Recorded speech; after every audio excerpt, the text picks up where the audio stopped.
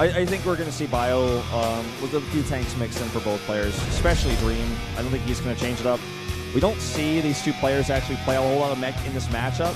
You look at Flash, like he'll do it a lot. You look at Pyong, Sky High, they're really good at mech, and they will mech almost every time on a map like this. I just feel it's hard to hold those 3 bases, but if you can, I think mech is the way to go. Or a heavy siege tank count as well. Like, not even necessarily mech, but more siege tanks. They're going to get more value. Well, let's jump into game number 4 here on Moonlight Madness and find out what is going to happen.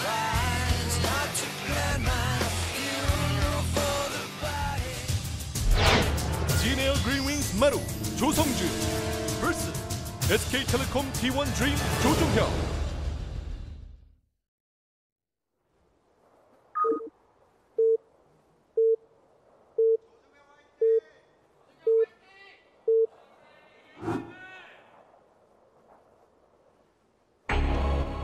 Up here in the top right, in the red, it is Maru. Looks pretty tilted. I don't think it'll affect his play too much, though. To the bottom left in blue, it's Dream, the 2-time Star League finalist. Wants to secure his position in BlizzCon with WCS points. To win this tournament would certainly secure it, no doubt.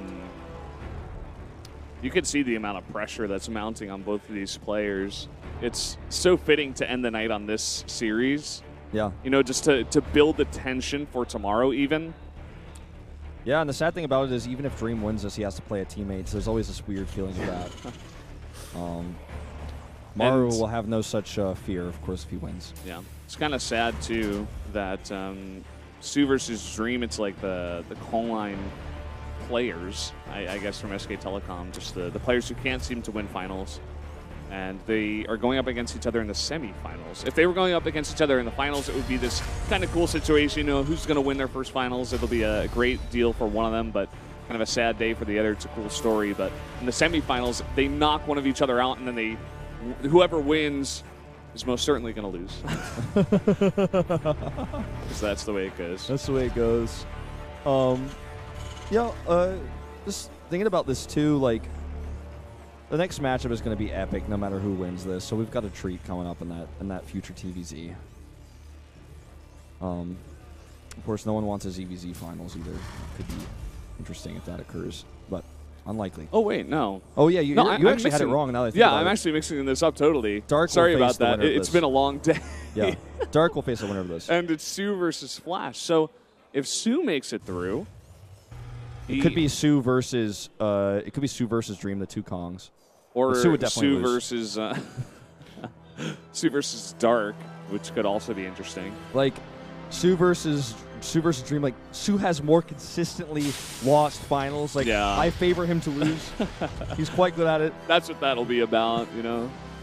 Not even about who's going to win. I feel like, I mean, a lot of people might, I don't know, I'm just going to tell let's say my opinion on this without even trying to censor it.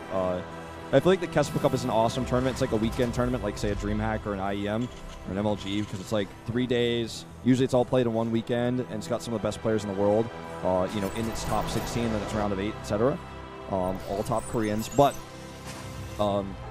it's not winning this is not a Star League win. This is not a Star League. Winning this is not quite as impressive. the same tournament. Yeah, it's not a GSL title. It's not comparable.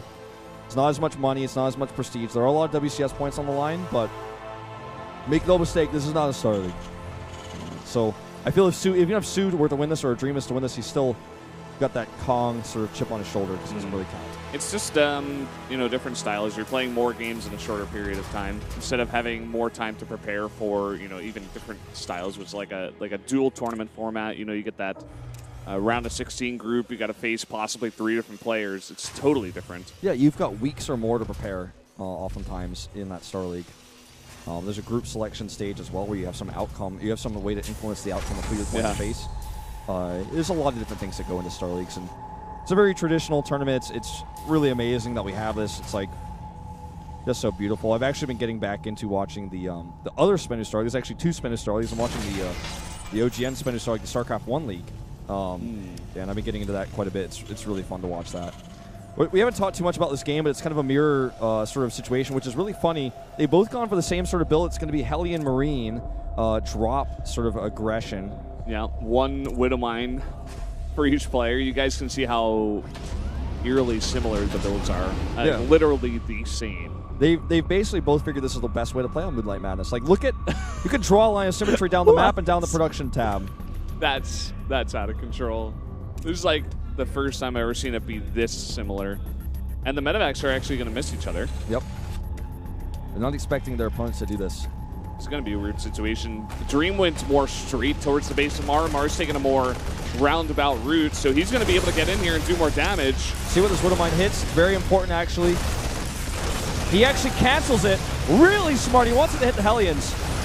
And it hits one. That's still going to win him the fight. Second split, though. And look at this. Better preparation here for Dream because of that timing. It's a little bit later. And he kills the Widow Mine before it goes off. Way more damage done here for Dream. 10 SCVs have gone down, but still Marines fighting here in the main base. Definitely Dream getting the better end of that deal. Well, they're both going to add CCs in transition, but that was phenomenal play. The Widow Mine cancel was so sick because if it hits a Hellion, he wins that fight. If it hits 2 Hellions and a Viking, you crush the fight and you keep doing damage. That's what he wanted, but still, that's why we saw Maru pull all those SCVs in a way that looked like, oh my god, why is he doing that? It's a Widow Mine there, because he wanted to hit 2 or 3 SCVs instead of hitting that army. And he canceled it really deftly and was able to reposition it. That was sick micro out of Dream. Also out of Maru, too. Once he realized that fact that Dream wanted it to hit the Hellions, as the shell was coming out of the Widow Mine, he split the 2 Hellions apart. We're talking milliseconds here. Gonna catch this Hellion with this drop, but it does scout, so. Small win. Yeah. Cloak is on the way for Dream here, and a CC, whereas Maru is not expanding. He's gearing up to do a timing push. He might be saying, oh, you think we're transitioning? No, we're not. I'm gonna kill you right now. At least that's what he's gonna try to do. I don't know if this is gonna work. I don't like it. I don't think it's strong. Okay, he's gonna transition. Okay. It's a bit late, though. He needs to do some damage to this drop to make up for it. If he could actually force a cancel on the CC or at least delay it, that would be pretty huge. Let's see what he gets done. Just coming in now. Does he drop at the natural? Just go for more direct damage in the main. Maybe he feels he's too far behind. But Dream is prepared here. He's got a lot of Marines. He's got that Viking in position. All right. Pulling some SCVs to split the Widow Mine damage on the target. So good. And a lot of damage done here. 4 SCVs and several workers killed. I mean, several units killed, but here comes the Banshee. What's the answer here? Does he have a scan? He doesn't have that second orbital, so he's only got 1 orbital to scan with. Doesn't have enough energy. We'll have in a second. 5 seconds, that is. Banshee's still going to be able to get a decent amount of damage done. I think he should just try to avoid the scan. He's going to take out the 2 Marines and then maybe back. Oh, he's going back in. He can fly out of it. He can fly out of it. Oh, he does! And now no scan energy.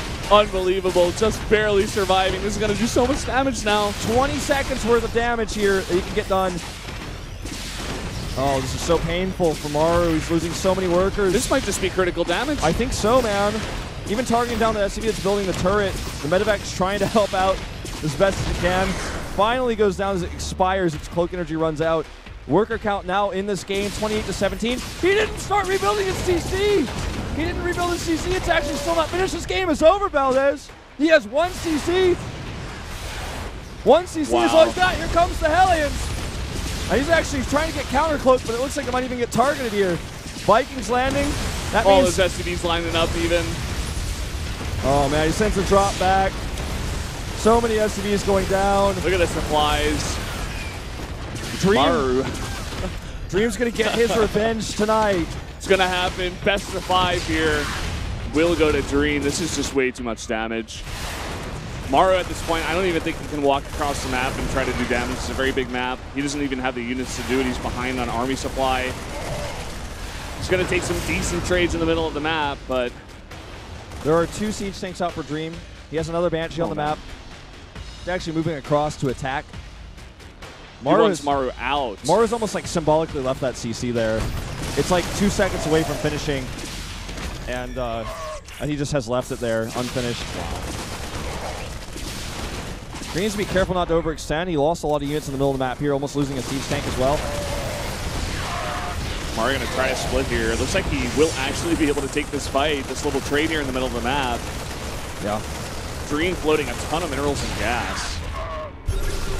He's so focused on this Banshee micro. This Banshee only gets 2 kills. Maru still not completed that CC. And this Straub is just going to be totally shut down. Like, this is a mistake. Okay, he finally sends an SCV down there. He could have done this a long time ago. He'd have so many more mules, so many more workers. Almost makes me sad, actually. Even though Dream doesn't finish him off, look at the supplies now. It's all in workers. It's all on economy. Dream's going to be able to get a third base down. He's up 18, now 20 workers. That Banshee's just waiting to build some energy to come back for another harass run. Third CC is something that Maru could try to attack here, but It's like a giant desperate drop coming in here. He needs to do critical damage. I think he can do some serious damage here, though. The positioning is not good for Dream. The scan reveals one of his siege tanks out of position. Ooh, he's going to get a position here on top of the ramp. So many of these units are weak inside the medevac, so they need to heal up. Like that Viking went down instantly. Really nice split there. The last Wither Mine hit was pretty good, but everything does get cleaned up. And at the same time, this Banshee coming in trying to get some kills. Yeah, Maru just has to go back and lick his wounds here with no third CC to speak of. He's losing mining time. He's going to lose a depot, which actually nearly supply blocks him. Scan goes down. He's like, how ahead am I? He's like, well, you just don't have anything. That scan is a scan that Dream does. Uh-oh. Oh, whoa, this could be bad. That was almost SOS level Widow Mine hit. Could have been, man. But you know what? That scan from Dream in the main base is like, is this over? This is over. I can relax. I have won this. I am advancing. Now all I have to do is kill you. Oh, wow. This could be huge. Ooh. He doesn't have a medevac here either. Look at all those red Marines.